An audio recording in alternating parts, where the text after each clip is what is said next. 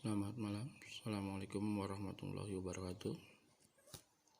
Bapak Ibu, para sahabat anak didik saya, hari ini saya akan paparkan tentang rancangan kegiatan kelas 12 IPS menuju PTN terbaik tahun pelajaran 2018-2019. Memang materi ini adalah materi tahun lalu. Di tahun 2018 ketika saya harus membuat kesepakatan dengan para orang tua dan siswa agar saya bisa melayani mereka untuk dapat masuk ke perguruan tinggi negeri dengan sebaik-baiknya.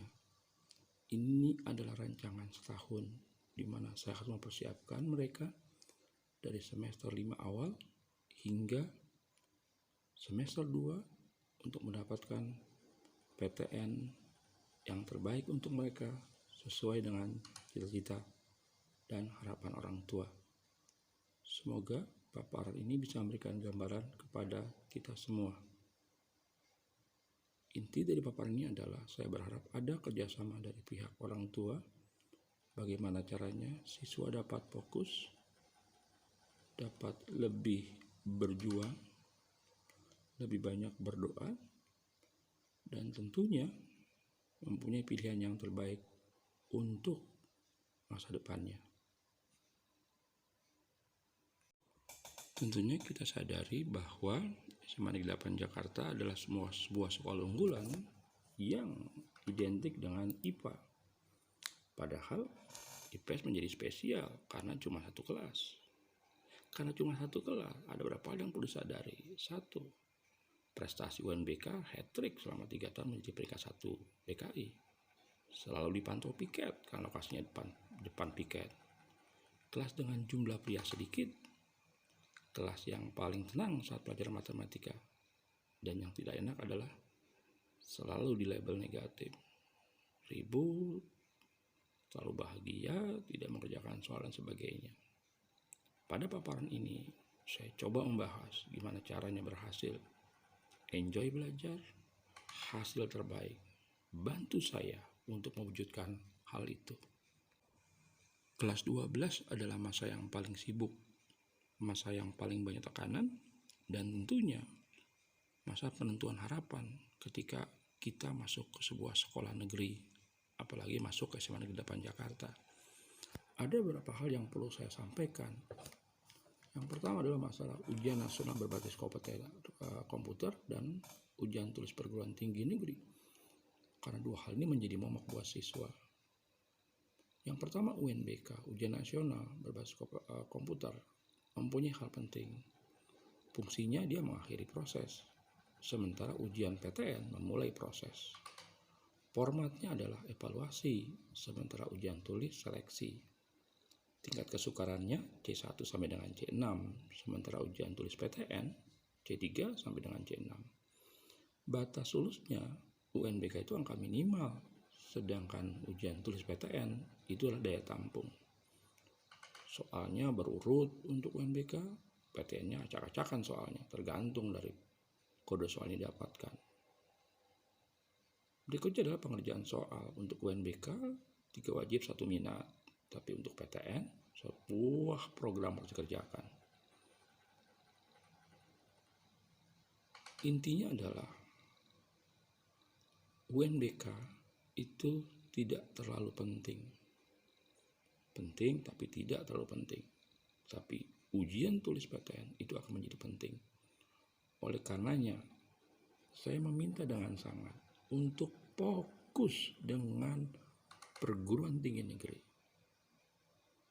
terutama ujian tulis. Kenapa? Kalau undangan itu berbeda. Anda gagal, Anda bisa ujian tulis. Anda nggak dapat kuota, Anda terpaksa ujian tulis. Jadi camkan, UNBK bukan segalanya, tapi PTN adalah segalanya.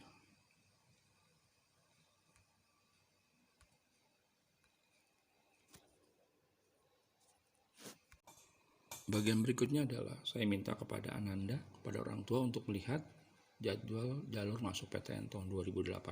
Mohon maaf saya pakai tanggal 2018. Saya minta kalian atau para orang tua untuk membuat data dari bulan Januari sampai dengan bulan Juli, apa saja jalur masuk perguruan tinggi negeri agar siswa bisa mempersiapkan sampai kapan dia harus mempersiapkan ujian. Saran saya, selama nama kamu belum ada di website sebuah perguruan tinggi negeri, maka sampai sanalah kalian harus siap untuk bertarung mendapatkan kursi di perguruan tinggi negeri. Camkan, persiapkan hingga kalian dapat di sebuah PTN, mau undangan ataupun mau ujian tulis. Bagian berikutnya adalah saya meminta kepada siswa membuat jadwal kesibukan dari bulan Juli sampai dengan bulan Juli tahun berikutnya. Kenapa? Sebuah sekolah akan memberikan jadwal dari bulan Juli sampai dengan bulan Juli tahun berikutnya. Tulis kapan ulangan, kapan penilaian harian, kapan semesteran, kapan rapot semester 5 diberikan, kapan ujian berikutnya sampai dengan UNBK dan sebagainya, termasuk kapan pendaftaran SNMPTN, kapan pendaftaran SBMPTN, SIMAK UI, UMUGN, IUP dan sebagainya. Sehingga dalam satu bagian akan terlihat kesibukan Anda akan seperti apa. Yang perlu disadari, semester 2 akan sibuk sekali. Semester 6 akan menjadi masa yang paling sibuk. Setelah membuat jadwal kegiatan selama 1 tahun, maka akan terlihat bahwa ada model pola penerimaan mahasiswa baru, yaitu ada SNMPTN, ada SBMPTN, dan ada SIMAK UI. Mohon maaf saya gunakan UI karena di UI komplit, jadi ada undangan, ada ujian tulis secara nasional, dan yang kedua ada ujian tulis khusus untuk UI. Untuk SNMPTN, syaratnya adalah berdasarkan prestasi akademik siswa, rapot, dan prestasi lainnya. Biaya ditanggung pemerintah, termasuk dalam program S1 reguler. Sementara untuk SBMPTN berdasarkan hasil tes tertulis atau keterampilan. Secara nasional ujiannya, termasuk S1 reguler juga. Sementara SIMAK UI merupakan tes tertulis oleh UI sendiri, jadi merupakan jalur mandiri seperti UMUGM dan sebagainya. Jadi ada 3 hal. Kalau Anda berhasil masuk kuota SNMPTN, maka Anda bisa ikut SBMPTN dan bisa ikut SIMAK. Tapi kalau Anda tidak masuk dalam kuota SNMPTN, maka jalur Anda adalah SBMPTN dan ujian mandiri. Jadi berjuang di semester 5 agar nilai Anda bagus, karena di semester 5 lah akan ditentukan siapa yang berhak mengikuti SNMPTN. Pada bagian ini kita akan mengetahui bahwa ada 3 cara untuk masuk perguruan tinggi negeri, yaitu ada SNMPTN, SBMPTN, dan seleksi mandiri. Untuk SNMPTN mempunyai syarat adalah termasuk pada 40% terbaik siswa di sekolah. Sekolah akan membentuk tim untuk menentukan peringkat siswa berdasarkan 6 subjek yang di-UN-kan. Saya ulangi, subjek yang di-UN-kan. Maka selama semester 5, Anda harus berjuang untuk mendapatkan 40% terbaik itu. Berbahagialah Anda ketika mendapat SNMPTN undangannya, maka Anda bisa daftar ke UI melalui jalur lain, yaitu PPKB dan talent scouting. Tapi kalau Anda tidak masuk SNMPTN, maka Anda bisa ikut SBMPTN yang menggunakan pola ujian tulis dan seleksi mandiri yang juga akan menggunakan pola ujian tulis. Saran saya, berusaha mendapatkan SNMPTN karena itu merupakan prestasi dan juga prestise. Seandainya Anda memang berkeinginan untuk masuk UI dengan menggunakan format 3 program tadi, maka harus sadari bahwa UI adalah salah satu perguruan tinggi negeri terbaik yang mempunyai banyak jurusan. Ada 120 prodi di 4 program yang bisa dimasuki oleh para siswa. S1 reguler ada 31 IPA, ada 32 IPS. Ada S1 paralel, ada 15 IPA dan 16 IPS. Ada juga vokasi dan kelas internasional. Kalau Anda nanti masuk melalui SNMPTN, maka Anda masuk ke S1 reguler. Tapi kalau Anda masuki melalui PPKB, Anda termasuk dalam program S1 paralel. Sementara untuk yang talent scouting, Anda masuk kepada S1 KKI atau kelas internasional. Selamat berjuang. Pada tampilan berikut terdapat jalur masuk UI pada tahun 2018 yang tidak berbeda dari untuk tahun 2019 dan 2020, yaitu ada jalur undangan, ada jalur tulis. Jalur undangan terdiri dari SNMPTN, PPKB untuk paralel, PPKB untuk vokasi, dan talent scouting. Sementara jalur tulis ada SBMPTN, SIMAK paralel, SIMAK vokasi, dan SIMAK KKI. Camkan tanggal dan waktunya, karena boleh jadi Anda akan terpaksa harus mengetahui berjuang untuk mendapatkan di semua bagian nih. Moga-moga hanya di satu bagian saja, yaitu di undangan atau di PPKB. Pada bagian di atas terdapat jalur undangan, yaitu PPKB, talent scouting, dan SNMPTN. Yang perlu kalian sadari adalah lihat waktu dan tanggalnya. Jadi mulai bulan Januari dan bulan Maret, kesibukan Anda lah pemberkasan. Nilai jangan sampai ada yang salah, nama orang tua dan sebagainya. Yakini, ini jalur sulit tapi akan membahagiakan. Undangan dan PPKB.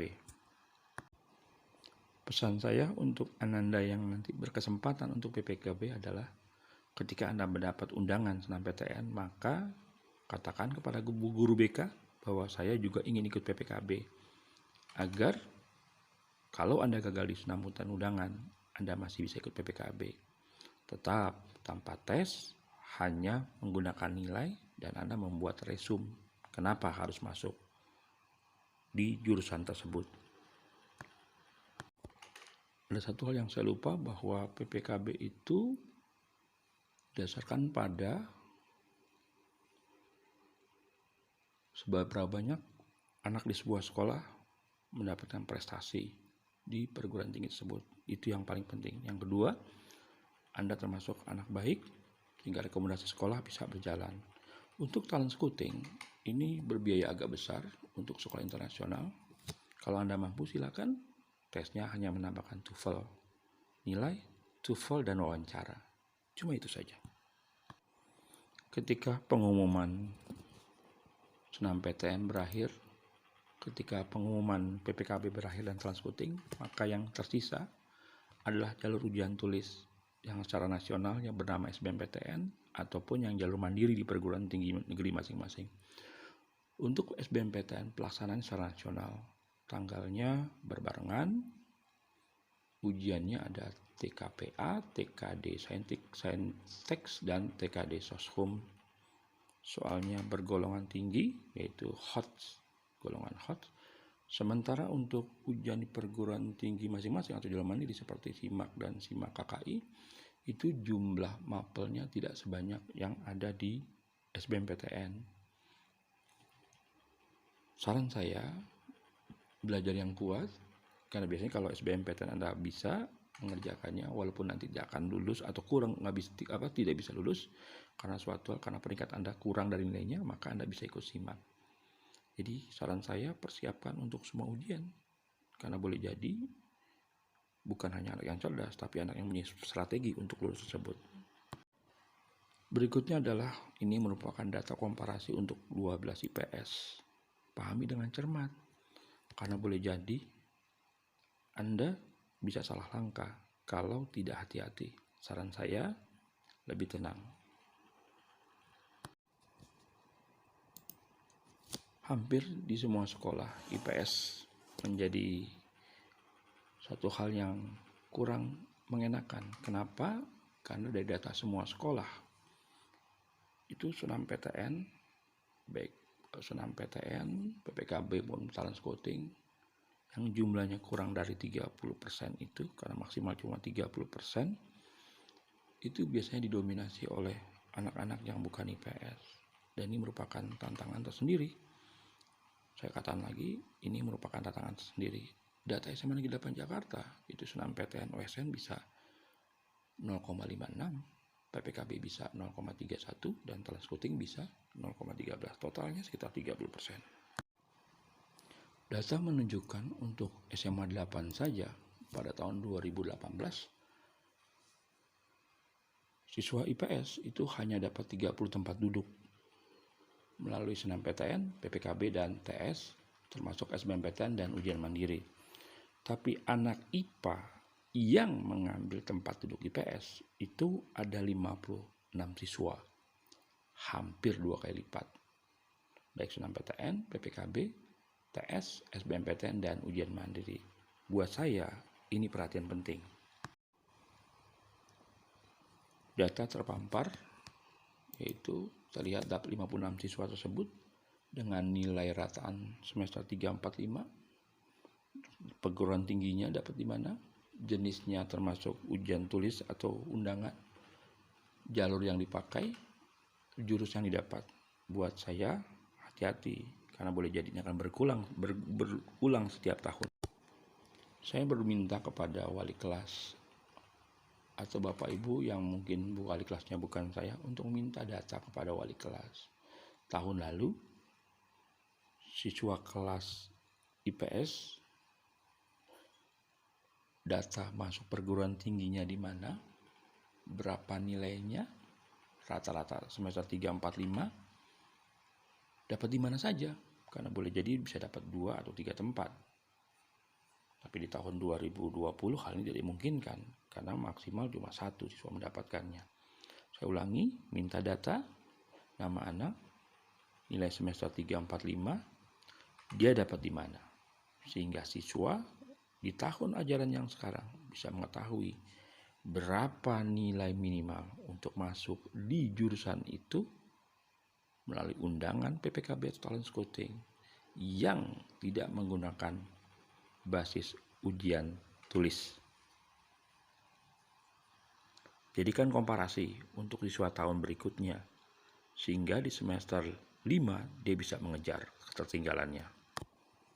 Ini bagian yang paling penting, di mana ketika saya memaparkan nilai semester 3 dan 4 siswa yang ada di depan saya dengan semester 3, 4 anak tahun lalu, dengan asumsi bahwa anak semester 5 di hadapan saya ini harus mendapatkan nilai yang sama atau melebihi anak tahun lalu.